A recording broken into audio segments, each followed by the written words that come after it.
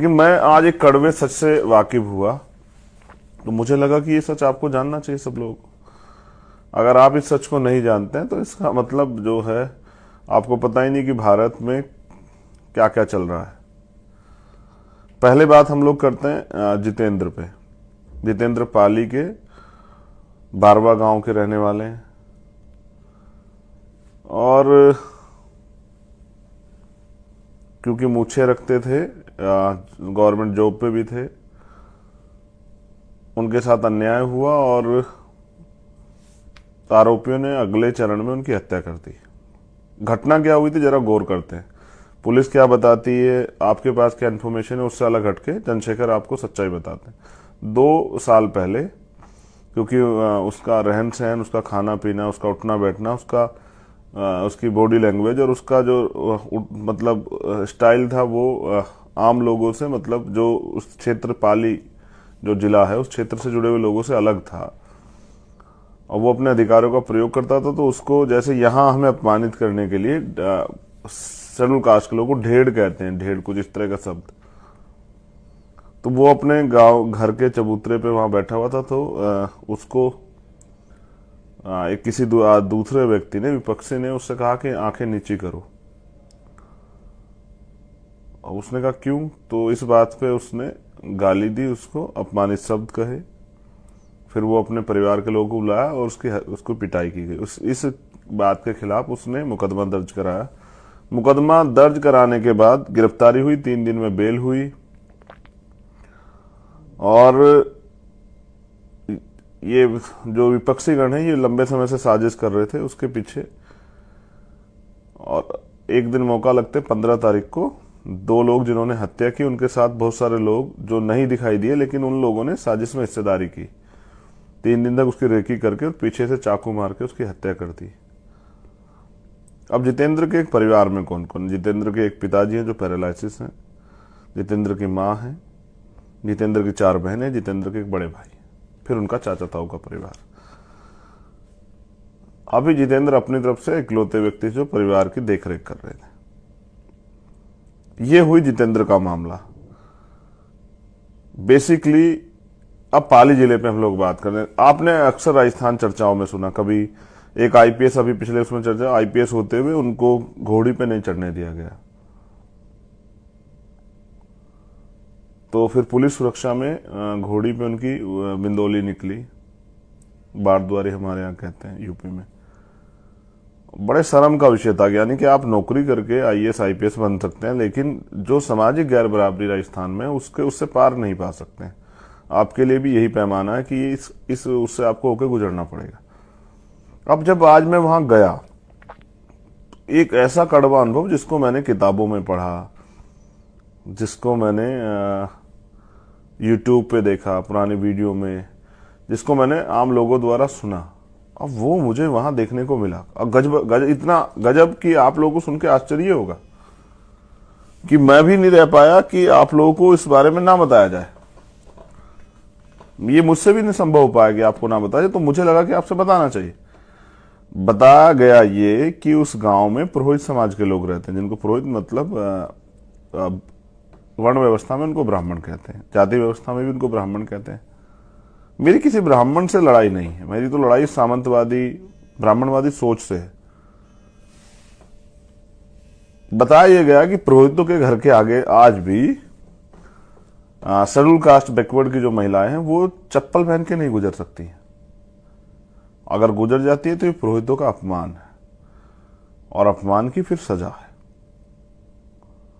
आजाद भारत है, तमाम संविधान ने अधिकार दिए हैं, फिर आप गांव में किसी के घर के सामने से पढ़ लिख के डॉक्टर इंजीनियर बन के, या फिर एक एजुकेटेड बेटी बहन होके, माँ होके आप चप्पल उठा के चलेंगे, उस बेटे पे क्या गुजरती होगी जिसकी माँ को ऐसा करना पड़े या करने के लिए मजबूर किया जाए। कुछ गांव ऐसे हैं पाली जिले में जहां आज भी मोटरसाइकिल पर बैठकर आप नहीं निकल सकते हैं। मूछें रखना तो बहुत बड़ी बात है। एक और घटना पता लगी कि एक महिला ने राजस्थानी जो ड्रेस है वो पहन ली थी, तो इन्हीं जातीय दंभ भरने वाले लोगों ने उस महिला को जबरदस्ती खींच के उसके वो वस्त्र निकाले, उसको नग्न किया, और जब तक उसके घर से वो कपड़े नहीं आए, उसके आम कपड़े, तब तक उसको नग्न ही रखा। फिर जब आम कपड़े आए तब उस कपड़ों को पहना के उसको वहां से भेजा। मतलब एक तरह से इस देश के जो भव्यता है, यानी कि अच्छे कपड़े और अच्छा खान पीन, रहन सहन, उन सब चीजों पे यहाँ एक विशेष वर्ग का कब्जा है। और फिर जैसा मैंने आपको कहा कि यहाँ से बहुत सारी वीडियो वायरल होती है, जानबूझ के की जाती है, कभी नाक रगड़वाने की, कभी पेशाब पीने की, कभी इस तरह की। तो मैं बड़ा अचंभित था कि यार ये होता होगा पहले, क्योंकि यूपी से आते हैं तो यूपी में तो नहीं होता, अब कहीं कहीं होता होगा यूपी में इस तरह की स्थिति की भाई, लेकिन यहाँ आके तो बड़ा अचंभा था कि ये क्या है। अब ये बड़ा असहनीय है। तो आज हमने तय किया कि एक साल में आजाद भारत में जो सामंतवादी व्यवस्था चल रही है, जो अन्याय चल रहा है, इसका प्रतिकार करना है, इसको खत्म करना है, इस गुलामी को काटना है। और लोग लड़े किसके भरोसे? क्योंकि यहां तो 71 साल से तो लोकतंत्र चला रहा है, हमारे एमपी एमएलए बनते हैं, और यहाँ हमारे चीफ मिनिस्टर भी रहे हैं पहाड़िया जी राजस्थान में, तो नहीं बदला। यानी कि विधायक एमपी बनने से तो नहीं बदलता है, यानी कि अगर आप मुख्यमंत्री बन जाए तो भी नहीं बदलता है, सरकार बदलने से भी नहीं बदलता है। बदलता कैसे? बदलता ऐसे जब आप इसके खिलाफ कोई ठोस काम करते हैं, या फिर अगर आप ताकत में होने के बावजूद, ताकत में आने पर इसके खिलाफ कोई एक्शन लेते हैं। ना ये किसी राजनीतिक दल का एजेंडा है कि ये होना, इसको खत्म करना चाहिए, ना ही किसी सरकार का एजेंडा है, ना ही किसी नेता का एजेंडा है। हाँ, मगर ये अपमान लगातार जारी, ये है राजस्थान। इस राजस्थान से मुझे तकलीफ है, राजस्थान की भव्यता से, राजस्थान के संघर्ष से, राजस्थान से मुझे कोई तकलीफ नहीं है, किसी जाति से मुझे कोई तकलीफ नहीं, लेकिन जो सामंतवादी ब्राह्मणवादी सोच है उससे मुझे तकलीफ है। और मैं अपनी बहनों को, जो जितेंद्र के परिवार में, ये वचन दे के आया हूं आज, जो 4 बहनें, जिनमें 2 बहनें तैयारी कर रही हैं, 2 बहनें शादी हो गई, कि जितेंद्र चला गया लेकिन चंद्रशेखर है, तो जितेंद्र ही बन के इस रिश्ते को निभाऊंगा, चाहे शादी भी हो कुछ भी हो। मेरे लिए यही राजनीति है। क्योंकि जितेंद्र के परिवार ने मुझे, जैसे मैं एंट्री का, सब लोगों ने ये बताया, उनके चाचा ने, उनके भाई ने, कि वो, हाँ, उनकी घर में बहनों ने बताया कि हम आपको नहीं जानते थे, लेकिन जितेंद्र आपकी फोटो दिखाता था, कहता कि मैं इनका बहुत बड़ा फॉलोवर हूं, ये मेरे बड़े भाई हैं, मुझे इनके जैसा बनना है। और मुझे भी उसने हमें देख के रखी। फिर उसके चाचा ने बताया कि वो कहता था कि मुझे अपने जीवन में एक बार भाई को गांव में जरूर लाना है। तो परिवार ने मुझसे कहा कि आप आए भी तो तब जब जितेंद्र नहीं रहा है। बहुत तकलीफ का इश्यू है, मेरे लिए तो बहुत तकलीफ का इश्यू है। तो जितेंद्र पाल मेघवाल को न्याय मिलना चाहिए। इसके लिए कुछ मांगे हमारी थी, जैसे मैंने वहां भी कही थी, आपने लाइव में सुनी होगी, लेकिन मैं समझता हूं कि इसमें बहुत सारे लोगों का दोष है। अगर पुलिस ठीक समय से कार्रवाई करती, कोर्ट के जरिए अब आरोपियों पर अब तक कार्रवाई हो चुकी होती, तो मुझे लगता है कि इस तरह की घटनाएं ना होती और आज जितेंद्र हमारे बीच जिंदा होता। समाज में बड़ा आक्रोश है, पूरे देश दुनिया में इसकी चर्चा है कि मूछें रखने पर हत्या होती है। पुलिस इस बात को नकारे कि मूछें रखने पर नहीं। सच यही है कि ये लड़ाई सामंतवाद के खिलाफ थी। उनको लगता था कि एक वंचित वर्ग का, बहुजन समाज का बेटा उनके सामने आंख उठा के कैसे चलता है और इस तरह से मूछे उछे रख के गाड़ी वाड़ी में कैसे घूमता है। ये उनका अधिकार नहीं है, और ये अधिकार अगर कोई इसका इस तरह का कोई काम कर रहा है तो ये अनुचित है उनके नजरिए से, तो उसकी हत्या होना जरूरी है। और मैं इसको गलत मानता हूं। मैं क्या, कोई भी जो इंसान खुद को मानता है उसको गलत मानेगा, और जब हम इसको गलत मानते हैं तो ये गलत ही। हमारी कुछ मांगे हैं, जैसे परिवार को और गवाहों को हथियारों के लाइसेंस दिए जाएं। दूसरा, जो चश्मदीद गवाह है उनको सुरक्षा दी जाए, और परिवार को भी। परिवार चाहता है जितेंद्र के हत्यारों को फांसी की सजा होनी चाहिए। हमारी मांग ये थी कि परिवार के एक व्यक्ति को, क्योंकि जितेंद्र भी सरकारी नौकरी पर चला गया था और अभी परिवार के पास पूरा भविष्य जीवन है, जिस माँ बाप ने पाल के इतना बड़ा किया, उनके तो सारे सपने ही खत्म हो गए, तो जितेंद्र के परिवार को एक सरकारी नौकरी दी जाए। दूसरा, हम चाहते हैं कि जितेंद्र के परिवार को, क्योंकि बहनें अभी छोटी हैं, वो पढ़ रही है, वो भी अच्छी शिक्षा लेना चाहती हैं, माँ भी है, पैरालिसिस पिता भी हैं, भाई भी है, भाभी भी है, घर की जिम्मेदारियां भी, तो 50 लाख रुपए का मुआवजा दिया जाए। एक, क्योंकि ये हत्या जैसे मैंने बताया कि 2 लोगों ने नहीं की है, 2 लोग होते तो शायद वो जवाब दे देता, तो बहुसंख्यक रूप से मिलके और घेर के अपने वाले क्षेत्र में रास्ता रास्ता बंद करके ये किया गया है। तो इसकी पूरी जांच हो और जो लोग इसमें दोषी पाए जाए, जिन लोगों ने षड्यंत्र किया, उन पर भी कार्रवाई हो। और यहाँ राजस्थान में केस ऑफिसर स्कीम है, उसके अनुरूप ये चले। हमारा कहना था कि फास्ट ट्रैक कोर्ट में चले। अब ये हमारी मांगे, कुछ मांगों पर सहमति में, 2 मांगे जिन पर सहमति नहीं बनी थी, जैसे नौकरी और मुआवजा। इसके लिए हमने यहाँ के अधिकारियों से बात की और उनसे अपना ज्ञापन दिया और उनसे कहा कि क्या तो मुख्यमंत्री मना कर देते कि हम नहीं देना चाहते और नहीं देंगे तो हमसे ली जाएगी तो हम ले लेंगे, या फिर मुख्यमंत्री जी हमारी बात को माने। इसके लिए हमने उनको 25 तारीख तक का समय दिया है। आज 22 तारीख है, कल 23 है, परसों 24, 25 तक उनकी, 26 को शाम तक मुझे यहाँ आना है। अगर ये मांगे पूरी नहीं हुई फिर यहाँ आंदोलन चलेगा। इस आंदोलन के बाद ये स्वाभिमान यात्रा और अधिकार यात्रा जाएगी। अगर 25 तक मांगे पूरी, 26 तारीख में यहाँ से मोर्चा 26 में यहाँ धरने बैठेगा। 27 तारीख से हम लोग मूव करेंगे जयपुर की तरफ। फिर जयपुर में ये आंदोलन चलेगा मुख्यमंत्री आवास के बाहर। और राजस्थान में हम ये अन्याय बर्दाश्त नहीं कर, राजस्थान में हम कहीं भी अन्याय नहीं बर्दाश्त करेंगे। लेकिन फिर आपसे कह रहा हूं कि सर, हमारी जान इतनी सस्ती नहीं है और हम यहाँ मरने के लिए पैदा नहीं हुए। हम यहाँ सम्मान से, स्वाभिमान से और अपने अधिकारों के जीवन को जीने के लिए जो संविधान ने हमें अधिकार दिए, हम उनके लिए। और किसी को अधिकार नहीं कि हम अपने अधिकारों का प्रयोग करेंगे तो कोई हमारी हत्या कर दे। मेरी उनसे कोई लड़ाई नहीं, लेकिन मैं उनसे फिर कह रहा हूं कि अपने दिमाग को ठीक करें। जो गोबर भरा हुआ उसको निकालें, इंसान बने, जानवर बनने से बचें। क्योंकि कल जब ये अन्याय बढ़ेगा तो इसके विरोध में क्रांति भी जन्म लेगी, और जब क्रांति जन्म लेगी तो आपका जातीय दम भी जो है ना, ये कोड़ियों के भाव बिक जाएगा। रही बात, आप लोग चिंता भी कर रहे हैं कि मेरी गाड़ी पे हमला हुआ, तो नहीं, वो हमला है वो, लेकिन मुझे लगता है कि वो कुछ बच्चे थे जो गुब्बारे खेलना चाहते थे होली हमसे, और आज हमारा होली खेलने का मन नहीं था। क्या उसका कारण ये रह सकता, क्या तो वो नौजवान लड़के हैं क्यों जिन्होंने, जो मेरे बारे में नहीं जानते हैं, मेरा कार्य नहीं जानते हैं, मेरा इतिहास नहीं जानते हैं, या फिर वो किसी ने उनको साजिश करके करने के लिए कहा। और अगर समझदार होते तो ऐसी गलती नहीं करते। किससे टकरा रही है उनको पता होना चाहिए था। खैर, पुलिस अपने आप उनको ढूंढेगी, कार्रवाई करेगी, इससे मुझे फर्क नहीं पड़ता है। उनको एक गलतफहमी थी कि हम डर बढ़ जाएंगे, तो डरना तो हमने सीखा ही नहीं। ये तो हमारी डिक्शनरी में नहीं है डरना वर्ड। लेकिन मेरा भी आपसे कुछ कहना है। 71 साल का लोकतंत्र, सब चीजें बदली हैं, विधायक एमपी बने, आपके आसपास के लोग बने, लेकिन इस अन्याय के खिलाफ कभी किसने आवाज नहीं उठाई। और मुझे लगता है कि लोगों को लगता है न्याय नहीं, ये तो उनकी किस्मत का फैसला है कि अगर उन्होंने जन्म लिया इस जातियों में, इन वर्गों में, तो ये अन्याय उनको सहना पड़ेगा। लेकिन मैं आपसे कह रहा हूं, जो लोग इस बात पे हंसते हैं कि हमें वोट नहीं मिला है, जो लोग इस बात पे हंसते हैं कि हमारी जमानत जब्त हुई है, तो आपको क्या लगता है, आप मुझे हराने के लिए सोच रहे हैं?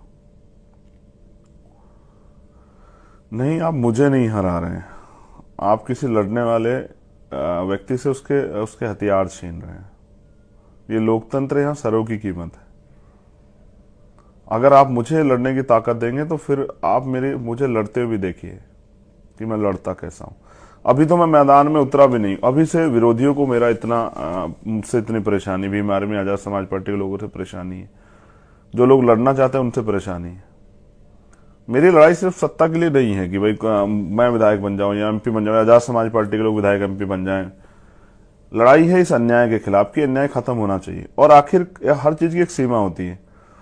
डॉक्टर अम्बेडकर ने कहा कि गुलाम को गुलामी का एहसास करा दो, अपनी बेटियां स्वयं काट देगा, लेकिन बेटियां तो नहीं कटी है। गुलाम ही रह गया और गुलाम ने इसको अपनी किस्मत का फैसला मान के स्वीकार कर लिया है। जबकि गुलाम को इसके खिलाफ आंदोलन चलाना चाहिए था, लेकिन चलाए कौन? जो गुलाम चलाएगा, जैसे जितेंद्र ने प्रयास किया, उसकी हत्या हो जाएगी। तो फिर हम लोग तमाशा देखेंगे, 2 दिन धरना प्रदर्शन करेंगे, हल्ले मचाएंगे, तीसरे दिन घर में पड़ के सो जाएंगे। फिर किसी और जितेंद्र का नंबर होगा, हो सकता है कल चंद्रशेखर का भी नंबर हो सकता है कल आपका भी नंबर हो। तो ये अन्याय कब तक?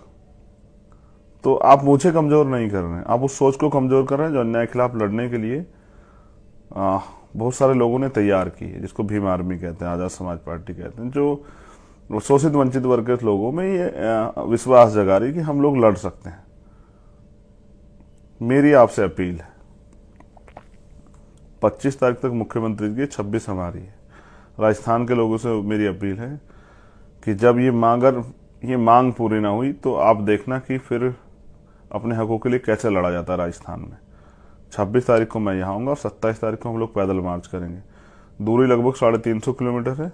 कितना समय लगे, पैरों में छाले पड़ जाएं, धूप हमारी हिम्मत नहीं रोक पाएगी, भूख प्यास हमारा लक्ष्य नहीं रोक पाएगी, लेकिन हम लोग चलेंगे और कूच करके। पुलिस चाहे गोली चलाए, लाठी चलाए, इससे फर्क नहीं पड़ता है। रही बात यहाँ की सरकार की, तो अब ये भी स्पष्ट है कि अगर आप पिछड़े वर्ग से आते तो जरूर नहीं कि बहुजनों के हितैषी हो सकते हैं।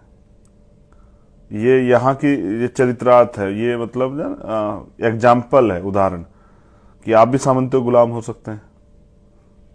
क्योंकि यहाँ के जो chief minister Ashok Gehlot Congress party से हैं और वो भी इस अन्याय को आम लोगों का जीवन समझ के अगर इसके खिलाफ कुछ नहीं कर रहे हैं तो आप भी सामंतियों गुलाम हैं। फिर आप अगर मेरी जात के पिछड़े हैं और इससे कोई फर्क नहीं पड़ता है। अगर आप में भी हिम्मत नहीं तो फिर ऐसे लोग चीफ मिनिस्टर की जरूरत क्या। मैंने तो उनसे भी कहा कि आप कुर्सी छोड़ो, आपके बस का नहीं है, आपसे नहीं हो पा रहा है।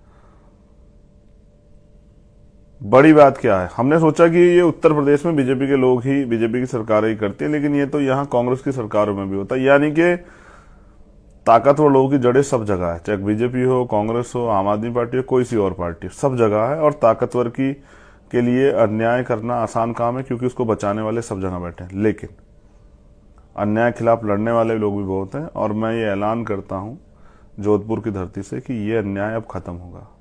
मुझे आपके साथ की जरूरत है, आपके सहयोग की जरूरत है। आप इस लड़ाई में भागीदार बने और या फिर तय करें कि गुलामी का जीवन ही स्वीकार करना है या इस अन्याय को खत्म करना है, इस कुरीतियों को, कुप्रथा को खत्म करना है। क्योंकि जब आप बहनों माताओं के सम्मान की बात करते हैं तो मुझे लगता है इससे बड़ा अपमान कुछ नहीं होगा कि आप, जैसे मैं कहता था कि महिला इस देश में 2 दर्जे के नागरिक हैं, गुलाम हैं परिवार के, लेकिन ये तो उससे बड़ी गुलामी है। हम तो यहां गुलामों से भी बड़े गुलाम, राजस्थान में, पाली जिले में, और ऐसे बहुत सारे जिले हैं यहां। मैं राजस्थान के युवाओं से भी कहना चाहता हूं, अगर आप इसको अपना जीवन मान चुके हैं और इस गुलामी में जीना चाहते हैं तो कोई बात नहीं, ये आपका अधिकार है। लेकिन आप अगर कुछ करके दिखाना चाहते हो और चाहते हैं अन्याय से ये अन्याय खत्म हो तो फिर आप साथ दीजिए। आज जो लोग पहुंचे बीमारी में आजाद समाज पार्टी और उनसे अलग जो संगठन के लोग पहुंचे, उन सबका भी दिल गहरे से आभार करता हूं। आज एक अच्छी चीज मैंने देखी कि बहनें माताएं बड़े पैमाने पर थी, हजारों बहनों माताएं आई थी। ये इस बात का प्रमाण है। और कई जगह मुझसे वो रोड पे भी खड़ी मिली और वो उन्होंने मुझसे एक ही कहा कि उन हत्यारों को फांसी होनी चाहिए। ये इस बात का प्रमाण है कि ये यहाँ की महिलाएं अन्याय को महसूस करती हैं और वो उसके खिलाफ लड़ना चाहती हैं। मैं उनका धन्यवाद करता हूं, बहनों माताओं का जरूर, बच्चियों का, अपनी, उन हर एक साथियों का जो वहां गए। क्योंकि मुंह से बोल देना ही बहुत होता है, आप तो निकल के गए, आपका धन्यवाद। लेकिन याद रहे लड़ाई तो अभी शुरू हुई है और किसी जितेंद्र मेघवाल को इस तरह ना मारा जाए। और उसके मेरे यहाँ रहते 2-3 घटनाएं आसपास की पता लगी है मुझे। मैं कल यहाँ के अधिकारियों से मिलूंगा। आज भी मैं यहाँ के आईजी रेंज के अधिकारियों से मिल के आया हूँ, उनको अपनी जानकारी जो मतलब जो यहाँ मेरे पे एप्लीकेशन 6-7 आई थी वो पहुँचा के आया हूँ। कई ऐसे मामले जिन पर कार्रवाई नहीं हुई। तो अन्याय तो चल रहा है, अब आपको तय करना है अन्याय के खिलाफ आप लड़ते हैं या नहीं लड़ते हैं, या फिर अन्याय को अपना जीवन मान के और आप भी मुंह पे उंगली रख के और कानों में रुई लगा के घर में पड़ के सोते हैं। क्योंकि ऐसा नहीं, जोधपुर में बहुत ताकतवर है, लेकिन जोधपुर से 100 किलोमीटर के आसपास हम जानवर से बुरा जीवन जी रहे हैं। ये न्याय नहीं। जब आप समाज की बात करते हैं, भाईचारे की बात करते हैं, विश्वास की बात करते हैं, तो कम से कम जहां अन्याय हो रहा है उन पर भी जागरूक बनिए। इसलिए मैंने कहा कि भीम आर्मी को हर गांव तक पहुंचाइए कि ये जो अन्याय गांव तक होता है हमें इसकी जानकारी मिले और हम इसको लड़ सकें और इस न्याय की लड़ाई को आगे बढ़ा सके। और जो लोग इस अन्याय को सह रहे हैं उनके जीवन में परिवर्तन हो, उनको न्याय मिले। भीम आर्मी के अपने एक मायने, अगर भीम आर्मी है तो लोगों में विश्वास है। तो अगर भीम आर्मी तक सूचना आ जाती तो भीम आर्मी के कार्यकर्ता लड़ते हैं, न्याय दिलाने का प्रयास करते हैं। इसलिए मैं चाहता हूँ घर गांव में भीम आर्मी हो। इसलिए मैं अपने पूरे देश में रहने वाले जो कार्यकर्ता पदाधिकारी उनसे भी कहना चाहता हूँ कि ज्यादा बड़े पैमाने पर काम शुरू कीजिए। हमें, जैसे मान्यवर काशीराम साहब ने कहा, राजनीति चले ना चले, सरकार बने ना बने, लेकिन सामाजिक परिवर्तन का आंदोलन नहीं रुकना चाहिए। और अगर हम दिल्ली में बैठ के खुश हो रहे हैं या मैं सहारनपुर में बैठ के खुश हो रहा हूँ कि भाई यहाँ तो अन्याय नहीं हो रहा है, तो ये मेरी बेवकूफ़ी है। अन्याय तो हो रहा है, बस हम देख नहीं रहे। जैसे अगर बिल्ली को देख के कबूतर या चूहा जो है रेत में सर दे, आंखें गड़ा ले और ये सोचे कि अन्याय नहीं हो, अब बिल्ली को मैं नहीं दिख रहा हूं, तो ये गलती कबूतर की है, ना कि बिल्ली की। वो तो शिकार को खोज ही रही है, शिकार उसको मिल ही जाएगा। तो आप सब लोगों ने मुझे सुना, इसके लिए बहुत बहुत धन्यवाद। लेकिन मैंने फिर आपसे कहा कि लड़ाई तो अभी शुरू हुई, 26 तारीख को महाआंदोलन है। अगर हमारी मांगे पूरी नहीं हुई तो फिर उस आंदोलन को जीतना है, और उस आंदोलन के जरिए मैं बस ये भी बताना चाहता हूं सरकार को कि अब हम अन्याय नहीं सहेंगे, और जितना जल्दी हो सरकार को समझ आ जाए उतना बेहतर है। नहीं आएगा तो सरकार को बताना भी जो है हमें आता है कि सरकार को बताना कैसे। साथियों, आंखों को मूंद लेने से खतरा टल नहीं जाएगा। अगर आप आंख बंद कर ले रहे हैं आज इन घटनाओं पे, तो ऐसा नहीं खतरा टल जाएगा। अभी नहीं संभले तो फिर ये सब देखना पड़ेगा और ये देखा जाएगा। इसलिए कह रहा हूं, आंखें मूंदने से खतरा टाला नहीं जाएगा, ना खतरा टलेगा। इसके अन्याय के खिलाफ लड़ना पड़ेगा, आवाज उठानी पड़ेगी, झटपटाहट आप में दिखनी चाहिए। जय भीम, जय मंडल, जय भारत, जय संविधान। और मैंने आपसे कहा कि बहुजन एकता के लिए जय भीम जय मंडल जरूरी है। तो अगर कोई आपसे जय भीम कहता है तो आप उसको अभिवादन में जय मंडल भी कह सकते हैं। अगर आपसे कोई जय मंडल कहता है तो अभिवादन में जय भीम भी कह सकते हैं। अपनी एकता को मजबूत कीजिए, शोषित वर्ग के लोग एकजुट हों, और अब बहुत जल्द आप मुझे सड़क पर लड़ते हुए दोबारा से देखिए। धन्यवाद। जय भीम।